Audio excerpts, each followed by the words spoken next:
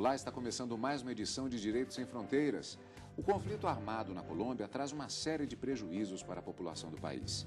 Mortes, pessoas desaparecidas, sequestros, violência contra civis, deslocamento interno forçado. O trabalho do Comitê Internacional da Cruz Vermelha busca garantir que os direitos assegurados ao povo colombiano sejam exercidos mesmo em meio ao conflito. No Direitos Sem Fronteiras de hoje, vamos saber como esse trabalho negociações para que a paz seja alcançada no país.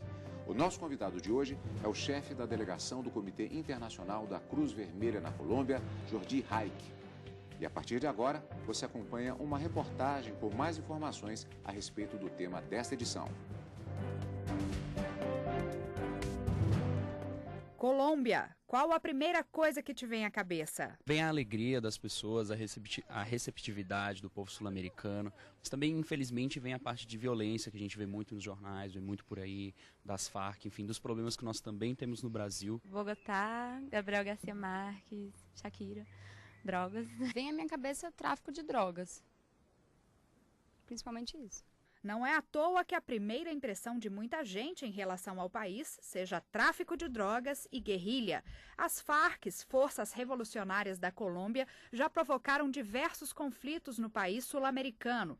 Muitas pessoas perderam a vida e outras viveram anos em cativeiros. O movimento teve início na década de 60, quando camponeses com ideais revolucionários foram massacrados pelo exército colombiano. 48 sobreviventes fugiram para a mata e fundaram as Farc. No início, o objetivo era lutar por terras e pela implantação do comunismo no país.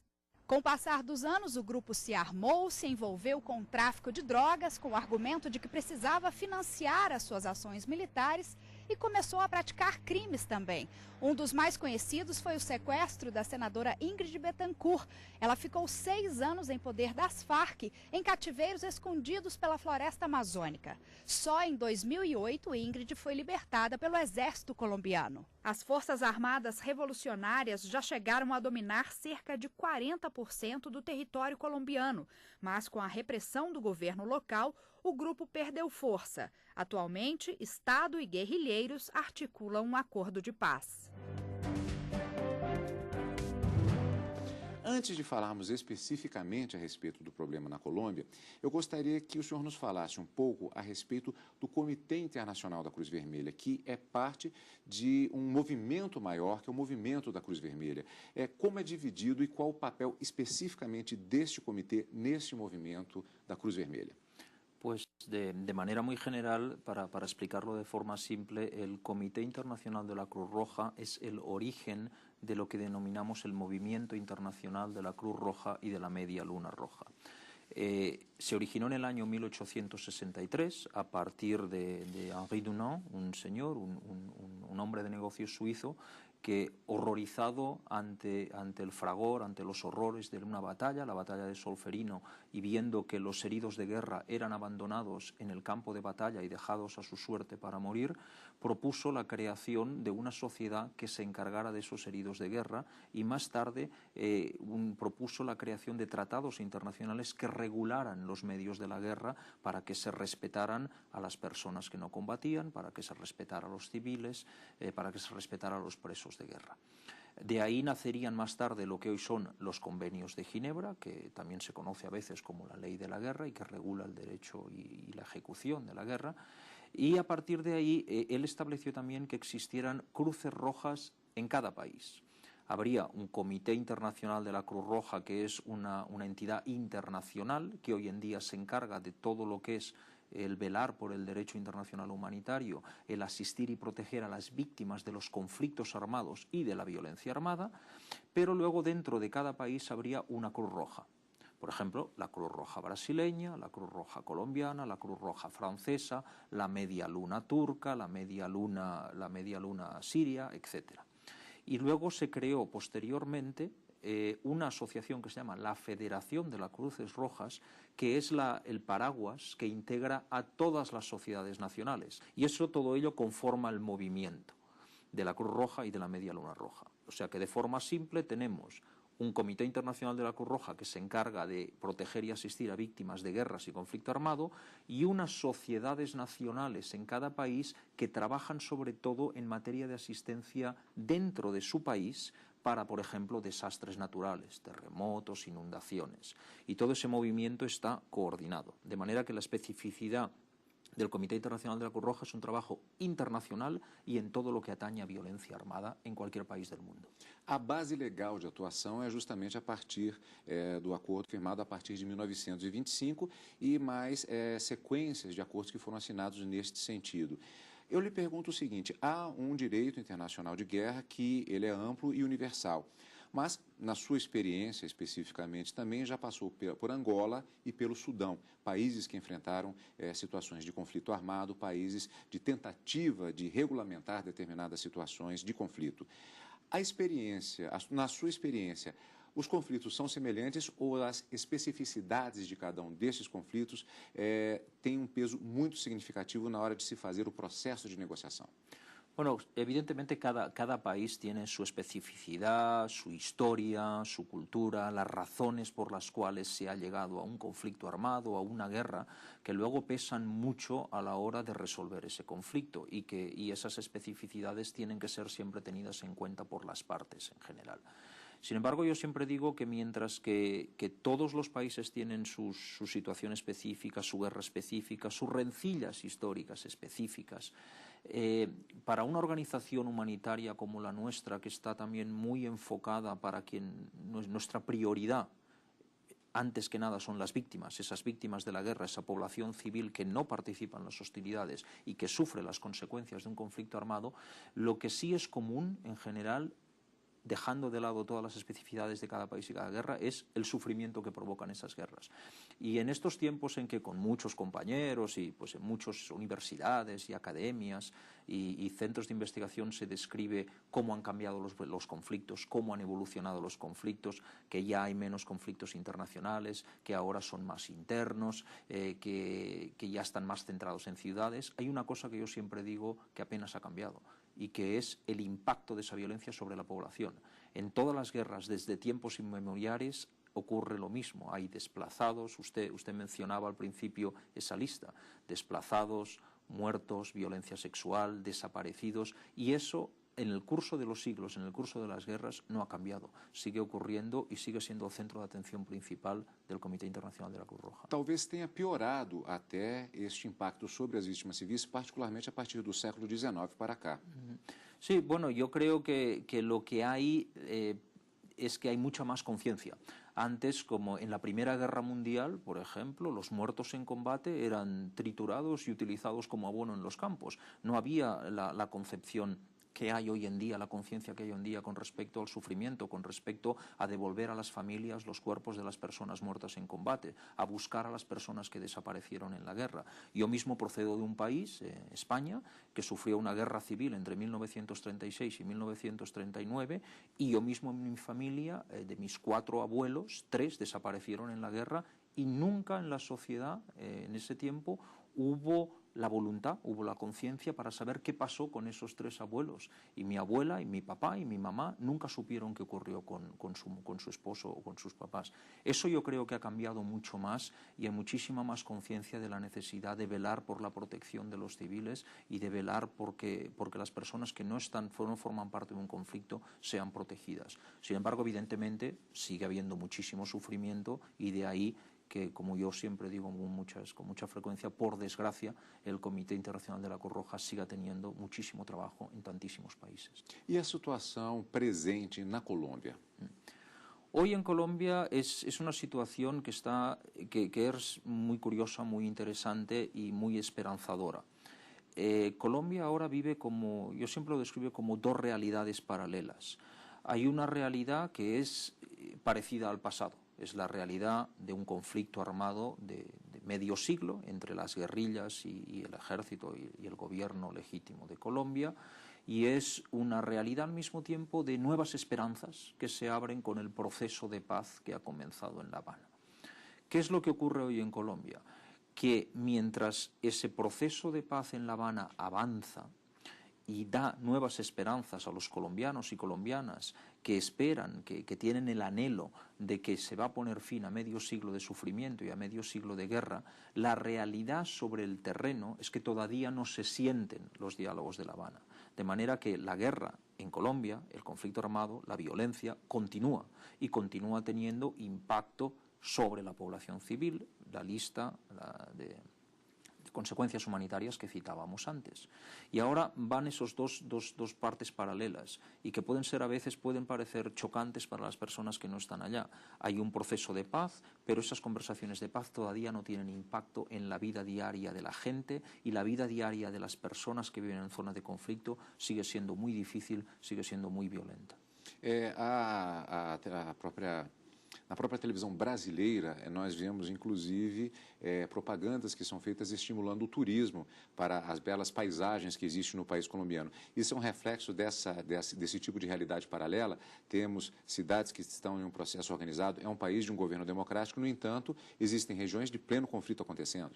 Absolutamente, es un país en donde todas esas realidades coexisten. Efectivamente existe una Colombia también que prospera, que crece, que tiene crecimiento económico, que atrae turismo, que tiene muchísimas bellezas, pues tanto naturales como humanas, y tiene muchas zonas que pueden ser perfectamente visitables y relativamente tranquilas, eso no tiene mayor problema.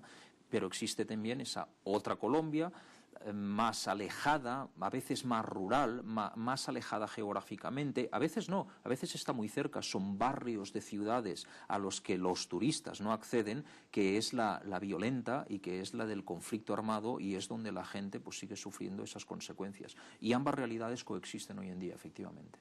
Eu gostaria de perguntar a respeito das bases que existem para esse debate, para essa tentativa de acordo que acontece em Havana. Mas essa pergunta eu vou pedir a sua resposta justamente no próximo bloco do nosso programa. Nós vamos para um rápido intervalo agora e daqui a pouco continuamos com a nossa conversa no nosso programa Direitos Sem Fronteiras de hoje. Não saia daí. O Paraná vai sediar o 4º Congresso Brasileiro de Direito Socioambiental, organizado pelo Grupo de Pesquisa Meio Ambiente, Sociedades Tradicionais e Sociedade Hegemônica.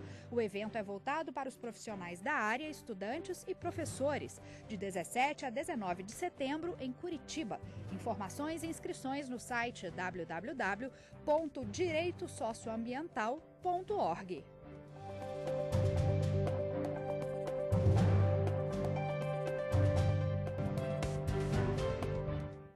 Direitos Sem Fronteiras está de volta. Hoje estamos falando sobre o trabalho do Comitê Internacional da Cruz Vermelha e especificamente sobre o conflito armado na Colômbia.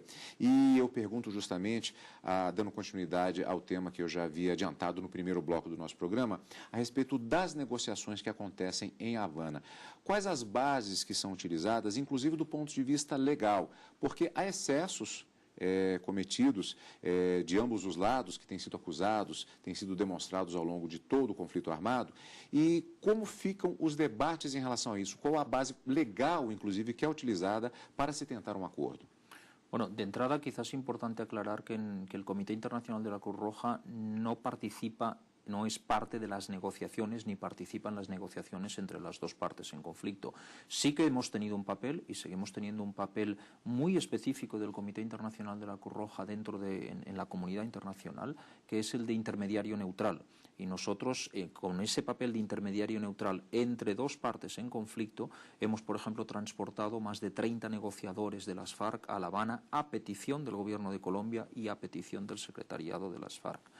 La base para las discusiones en La Habana es evidentemente el hecho de que dos partes en conflicto se ponen de acuerdo con el apoyo de una serie de países, en este caso Cuba, en este caso Noruega, también Venezuela y Chile, para sentarse en la mesa a negociar y a discutir. A partir de ahí, ellos han establecido una agenda de 5 puntos que están discutiendo y a partir de ahí ellos pues van a llegar a una serie de acuerdos. Lo que no queda ya tanto claro es cuánto van a tardar en llegar hasta esos acuerdos. De los 5 puntos se ha llegado a acuerdo en uno, que es el tema de la tierra, y ellos establecen la agenda y a lo largo de ese proceso van a tener que discutir después, por ejemplo, participación política, posibles amnistías, desmovilización de la guerrilla y en qué condiciones eso se va a dar. Uno de los temas también a discutir es compensación, resarcimiento de las víctimas.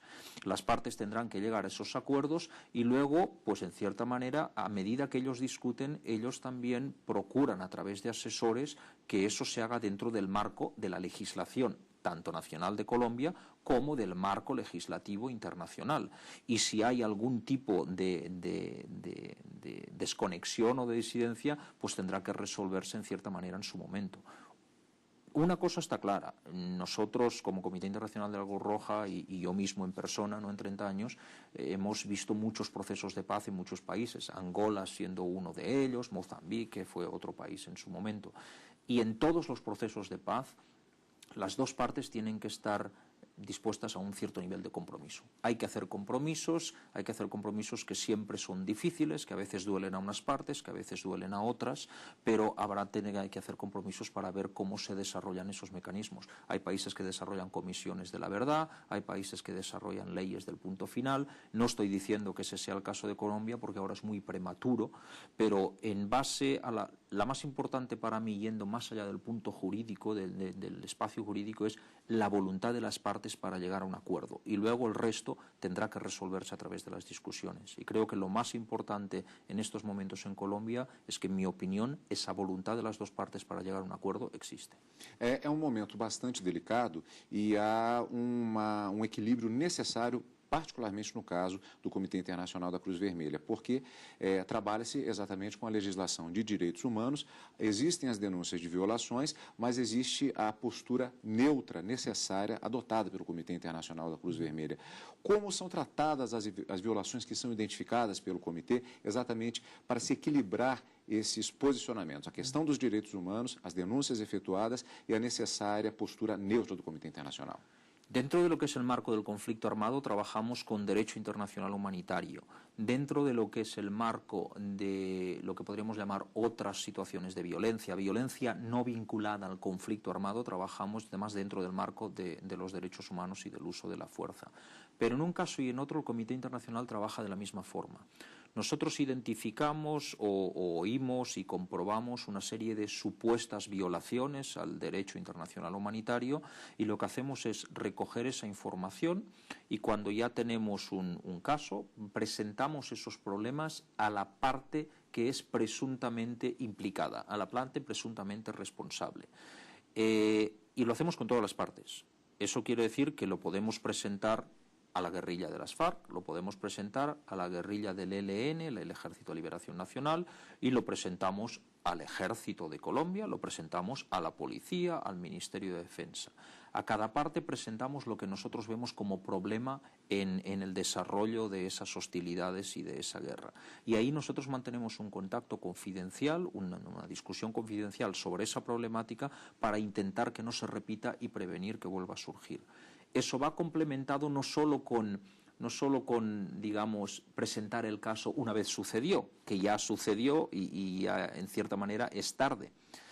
También va complementado con toda una serie de formaciones, de charlas, de discusiones sobre derecho internacional humanitario, sobre las normas básicas, sobre el respeto a los civiles y las distintas precauciones a tomar en términos de proporcionalidad, en términos de distinción entre objetivos militares y civiles. Es decir, que sigue dos vías: la vía de discutir lo que ya ocurrió y la vía de prevenirlo a través de formación de ejércitos, de formación de policías, de discusiones con la guerrilla y de los mandos de la guerrilla también.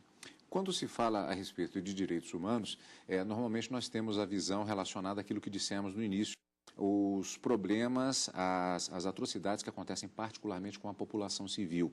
Mas a Cruz Vermelha também acompanha, por exemplo, a situação de prisioneiros de guerra ou de pessoas sequestradas, por exemplo, no caso daqueles que são vítimas desse tipo de atuação, que é característica também de alguns desses movimentos que existem na Colômbia. Sí, uno de los principales trabajos del Comité Internacional de la Cruz Roja es visitar a detenidos, a personas que están en prisión en relación con el conflicto.